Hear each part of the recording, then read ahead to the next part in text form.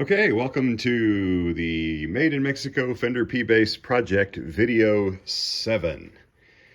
Okay, got them strung up.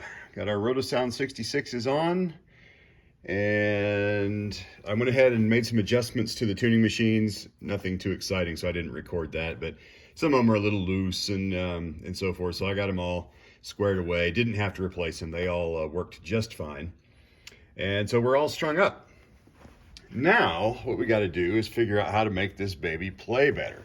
As I suspected, the action is very, very high. So let me put something behind here so you can kind of see. This towel would probably work. So you can see, whoops,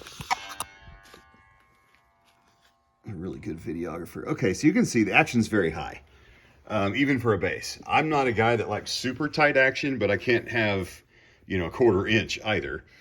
So I have a kit that has some tools. This is a measuring gauge and some different things. The truss rod I already knew was very, very bowed. I have the truss rod, I think, adjusted pretty close. I may straighten it just a 1/4 or an 1/8 turn more. But what I'm concluding now at this point is that I'm going to have to remove the neck and apply some shims. I have 3 choices here. I have 1 degree, I have a 1/2 degree, and I have a 1/4 degree. And so I'll have to kind of trial and error on those to see, but the idea is I'm going to need to make the neck angle more like this. And that will bring the action of the string. It's a very slight, like I say, a degree is the maximum, and it may not take that much. Here's why I have to do that. Ordinarily, you would just lower the saddles. But as you can see, and again, we talked about this, because of the thickness of this high mass bridge, the saddles are pretty much all the way down. There's no more adjustment possible on them. And ideally, I would like to be able to raise the center saddles so you create the right gauge, over the fretboard. Right now, the strings are almost perfectly on plane, perfectly flat, and that's not the ideal setup.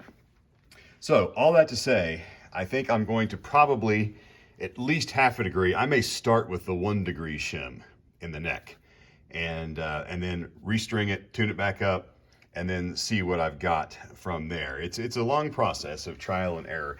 Like I say, I was afraid I was going to have to do that, but it was worth it for this awesome bridge that I really, really like. And then I may have to do some nut adjustment too. This nut is still factory. I didn't do any filing. The strings just fit absolutely perfectly in the slots, and so I really don't want to have to do anything to it, but I might.